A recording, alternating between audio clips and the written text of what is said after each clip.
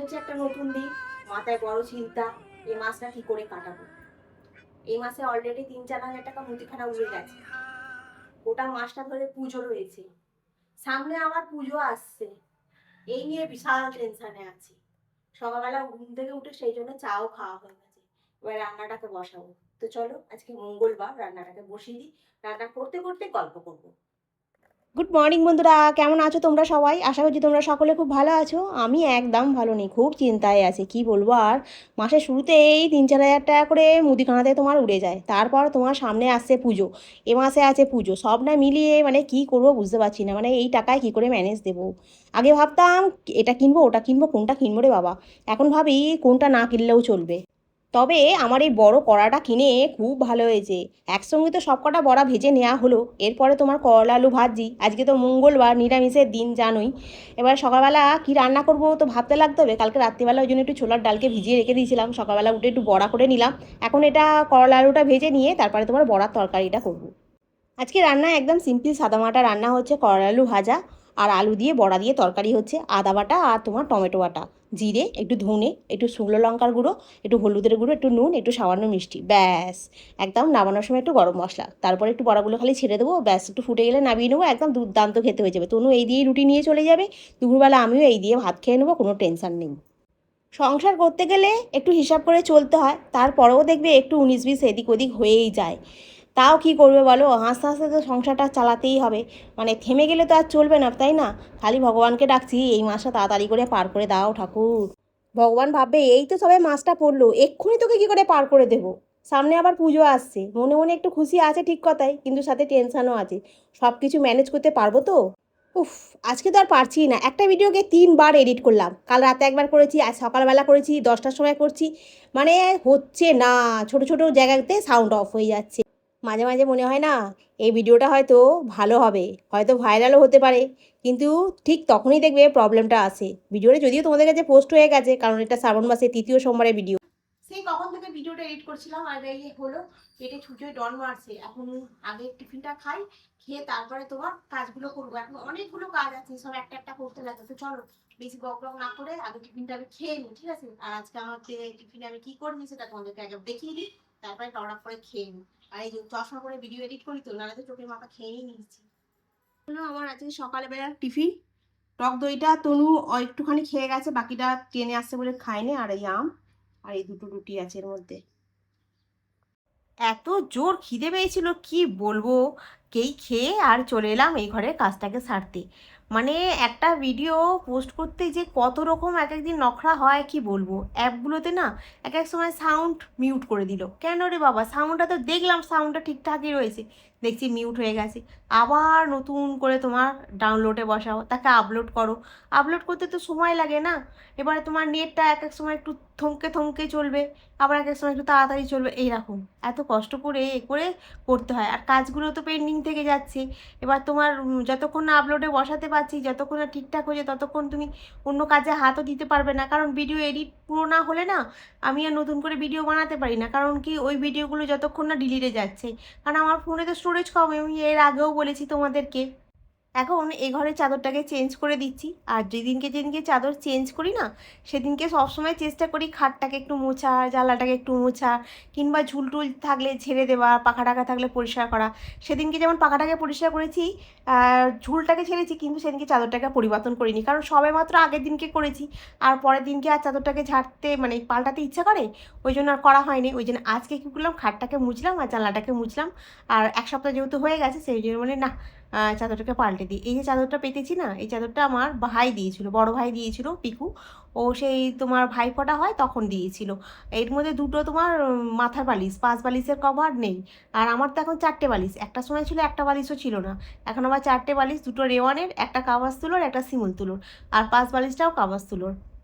কারণ কি বলতো, প্রথম যখন বালিশ কিনি তখন পয়সাটা একটু কম ছিল, তখন কাওয়াজ ছিল, ওর একটা বালিশ কিনে নিয়ে এসেছিলাম।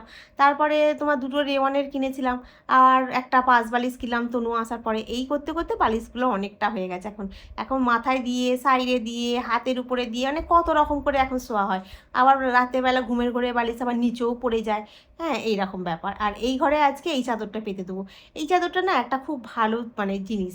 মানে বেশি করতে হয় না। পুরো খালি গার্ডার সিস্টেম তো, পুরো খালি গলিয়ে দাও ব্যাস। খুব সুন্দরভাবে চাদরটা পাতা হয়ে যায় আর টান মতোও থাকে, বেশিক্ষণ সময়ও লাগে না।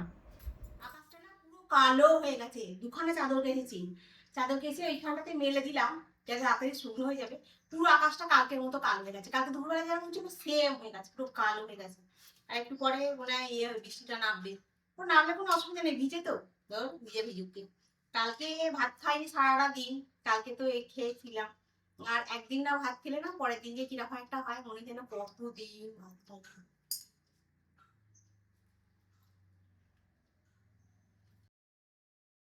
আর এই দেখতে দেখতে সন্ধে হয়ে গেল। এখন তোমার সন্ধে দেবো, গোপালকে খেতে দেবো, গোপালের আরতি করব, গোপালকে ঘুম পাড়াবো। সন্ধ্যাবেলা এই কাজগুলো থাকে। আর তারপরে তোমার রান্নাঘরে যাব। আর গেটের সামনে একটা প্রদীপ জ্বালাবো। আর এই ধূপটা না খুব ভালো জানো, আলাদা করে তোমার লবঙ্গ, একটু কর্পূর, একটুখানি ধুনো এই ধূপের মাথাটাতে দিয়ে একটুখানি সাইড থেকে জ্বালিয়ে দিলেই আস্তে আস্তে পুরো জিনিসটা মানে পুড়ে খুব ভালো যায়। মানে ধরো 5টা লবঙ্গই পড়ে, পুরো কর্পূরটা জ্বলে, তারপরে পুরো ধুনোটাও জ্বলে। আর নাহলে এই বড় যে ধুনোচিটার মধ্যে যখন দিতাম না পুরো এক জায়গাটাতে, ওটা পুড়তো কিন্তু সাইড হয়ে যেত, কিন্তু এটা একদম পুরো ছাই মতো হয়ে যায়। গেটের সামনেটা পুরো একদম অন্ধকার। মানে যখন অফিস যেতাম তখন, যখন মানে ক্যামেরাটা লাগানো হয়েছে নতুন নতুন, তখন যখন আমি অন করে রাখতাম না, তখন এইখানে নানান রকম ম্যাজিক্যাল জিনিসগুলো দেখতে পেতাম। তোমাদেরকে এক দুবার শেয়ারও করেছি, আমাদের বুলুকেও শেয়ার করেছি। আর এই গেটের সামনে সন্ধ্যাবেলাটা অন্ধকার থাকলে না, গেটটা খুলে যখন আমি বেরোই তখন খুব ভয় ভয় লাগে। তারপরে আমি নিজে থেকেই আবার জ্বালাই, কারণ গেটের সামনেটা অন্ধকার রাখতে নেই। আর অনেকে যাতায়াত করছে, কিন্তু একবার যে সুইচটা টুক করে মেরে দেবে সে আর কি বলবো, 5 জনের জিনিস হলে যা হয় আর কি। তো যাই হোক, আমি এখন চারিদিকে একটু ধুনো ফুনো দিই। আর এই ধূপটা আমি বৃহস্পতিবার জ্বালাচ্ছি, শনিবার জ্বালাচ্ছি আর মঙ্গলবার জ্বালাচ্ছি। আজকে এই যখন ধুনোটা দেয়া হয়ে গেছে গেটের সামনে রাখছি, ওপর থেকে একটা বাচ্চা ছেলে আসে, যাকে সেই তোমার ভিডিওতে তোমরা দু একবার দেখেছো, ছাদেতে সাইকেলটা চালায়। বাচ্চাটা টুটু টুটু করে নেমে এসে নিচে যাচ্ছিল। আর আমাকে ধুনোটা রাখতে দেখে বলছে যে, কী গো কেমন আছো? আমি না প্রথমে এক ঝটকায় ভয় পেয়ে গেছি, কালকের মতো। কালকে একটা বাচ্চা মেয়ে গেটের সামনেটা যেই খুলেছি দেখি না কেউ দাঁড়িয়ে আছে, আমি ফটাস করে ভয় পেয়ে গেছি। জানো তো এরকম হয়। আমাকে বলছে, কী গো কেমন আছো? আমি বলছি ভালো আছি, তুমি ভালো আছো? বলছে হ্যাঁ আমি ভালো আছি, আমার এখন হোমওয়ার্ক আছে তো আমি নিচে যাচ্ছি, বাবার গাড়িতে কাগজ আছে নিয়ে আসতে। আমি বলছি আচ্ছা আচ্ছা যাও। বলছে তুমি সন্ধে দিচ্ছ? আমি বলছি হ্যাঁ আমি সন্ধে দিচ্ছি। মানে এক এক সময় না নিজের মতো করে ভাবতে থাকি, আর কেউ দেখবে ফট করে সামনে এসে জিজ্ঞাসা করলে দেখবে অটোমেটিকলি ঘাবড়ে যেতে হয়, তাই না? আর সত্যি কথা বলতে কি, আমি সবে মাত্র ধুনোটা রেখে আর ক্যামেরাটা আমি অফ করেছি। করতেই আর ও জিজ্ঞাসা করবে না? যদি ক্যামেরাটা অন থাকলেও তাহলে তোমরাও দেখতে পেতে, কিন্তু ক্যামেরাটা সবে মাত্র অফ করেছি, করে আর সাইড করে রাখতে গেছি, ওরে বাবরে! আর সেই সময় জিজ্ঞাসা করেছে, আমি খানিকটা এত ভয় পেয়ে গেছি কি বলবো তোমাদেরকে। যাই হোক, এখন আমি বাসনগুলোকে সব নাবিয়েছি, নাবিয়ে এখানটা একটুখানি গুছিয়ে নিই। দুপুরবেলা সমস্ত বাসন টাসন মেজে রেখে দিয়েছিলাম পরিষ্কার করেই। এখন রান্না বসাবো। তনু ট্রেনে উঠে পড়েছে, ট্রেনে উঠে জিজ্ঞাসা করছে, কী গো কী রান্না করছো? আমি বলছি তুই রাখ, তুই তাড়াতাড়ি আয়, আমি এখনও রান্না কিছু বসাইনি। বলছে কী রান্না করবি? আমি বলছি তুই আয় না, দেখছি কী রান্না করি। বলে আমি একটু আলুর দম করছি, অনেকদিন আলুর দম খাওয়া হয়নি, নিরামিষের দিনকে একটু আলুর দম, একটু পরোটা এরম করব। আর শশা তো আছে, ব্লিঙ্কিট থেকে শশাটা নিয়েছি, কি ভালো হয়েছে কি বলবো তোমাদের। বাজারেও তোমার 30 টাকা নেয় 500 শশা, এখানে বরঞ্চ 29 টাকা নিয়েছে। এত ভালো ফ্রেশ শশা দিয়েছে। একটা শশাতে একটুখানি তেতো ভাব নেই, কি মিষ্টি শশাটা, আমার তো খুবই পছন্দ। দু একটা জিনিস অর্ডার করব এই মাসটাতে, মানে এই সপ্তাহটাতে অর্ডার করব না, আমি বেরোবও না, খরচাও করবো না, আমি ঠিক করেই রেখে দিয়েছি। এইভাবেই চলছে, চেষ্টা প্রবলেম আবারও চেষ্টা। বিয়েটা খানিকটা ভাগ্যের লটারির মতো জানো তো। একবার যদি লটারির টিকিটটা ঠিকঠাক মতো জায়গার মতো মিলে যায় তাহলে জীবনটা খুব সুন্দর কাটে। আর যদি লটারির টিকিটটা একবার মানে না মেলে না, জীবনটা যে কি হয় সেটা তো তোমরা আমাকে দেখেই বুঝতে পারছো। আমি তোমাকে মানে তোমাদেরকে আমার লাইফস্টাইলটা তুলে ধরছি। একজন সিঙ্গেল মাদার মানে তাকে কতটা পরিশ্রম করতে হয় সব দিক দিয়ে, মানে কি বলবো আর তোমাদেরকে। ওই জন্য না এক এক সময় ভাবি, আর ভাবলে না কিছু থাকে না, তখন আমি আর ভাবি না, দূর আর ভাববো না। যাই হোক, গল্প করতে করতে পরোটাটা হয়ে গেছে, আলুর দমের আলু সেদ্ধ হয়ে গেছে, ওপর থেকে জাস্ট একটুখানি গরম মশলা ছড়িয়ে দেবো, দিলেই ব্যাস, গ্যাসটা অফ করে দিলে আলুর দম হয়ে যাবে। তনু ট্রেন থেকে নেমেও পড়েছে, আসছে। আর আমি এখন আলুর দম ছাড়া একটা জিনিস করবো বলে ভাবছি, জানো তো। আলুর দম হয়েছে, শশা এখানে কেটে রেখেছি, এইটুকু সিমই আছে, ঠিক আছে, এইটুকু মানে এইটুকু এইটুকু সিমই আছে, আর এখানে অল্পই দুধ আছে। সিমইটা আর একটু হলে ভালো হতো। ভাবছি কি করবো, একটু সিমইয়ের পায়েস করে দেবো নাকি আজকে তার কালকে দেবো। আবার দুধটা বেশি দিন রেখে দিলেও তো আবার নষ্ট হয়ে যাবে না, কেটে যাবে, আপনার থেকে কেটে যাবে, দুধ বেশি দিন রাখা যায় না। এই জন্য আমরা মানে ডিসিশনটা নিতে পারছি না। ভাবছি একবার যে এখানে বসিয়েই দিই, এখানে অল্প করে বসিয়ে দিই, দিয়ে বরঞ্চ খাওয়া হয়ে যাবে। আর রাতেরবেলা একটা আম কাটলে হতো, কিন্তু দিনের বেলা কাটা হয়েছে, আর রাতেরবেলা না কেটে বরঞ্চ একটু সিমই করি। আমি দম দিয়ে সিমই খেতে ভালো লাগে, খারাপ লাগবে না। চলো আর গড়িমসি করে লাভ নেই, বসিয়েই দিই।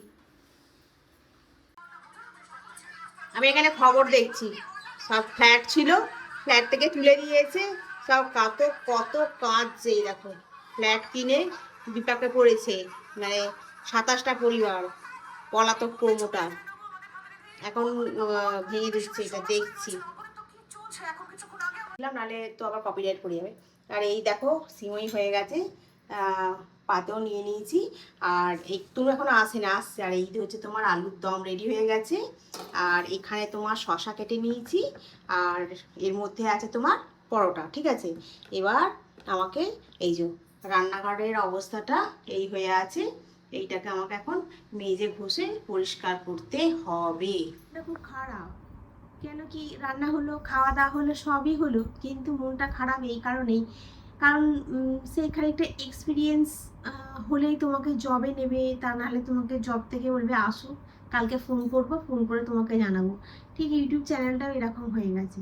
বড় বড় চ্যানেলগুলোতে যাই দিচ্ছে না কেন তাতেই তোমার অনেক ভিউজ আছে, কিন্তু ওদের ভিডিওর সঙ্গে আমি যখন নিজের ভিডিওটাকে কম্পেয়ার করি, তখন এডিটের মধ্যে আমি কোনো তফাৎ দেখতে পাই না। কি জানি, তোমরা যদি কিছু একটু দেখতে পাও আমাকে একটু জানিও, কারণ আমি চেষ্টা করি অনেকটা ভালো করে এডিট করে প্রেজেন্ট করার, ঠিক আছে। আর দেখতে দেখতে তো ইউটিউবে অনেকগুলো বছর হয়ে গেল, আর আমি মানে দেখি যে কি প্রবলেমটা আমার হচ্ছে, কিন্তু আমি আমার প্রবলেমটা তো মানে বলে না, নিজের দোষ নিজে খুঁজে পাই না, সেই হয়েছে ব্যাপার, আমি নিজের দোষ নিজে খুঁজে পাচ্ছি না।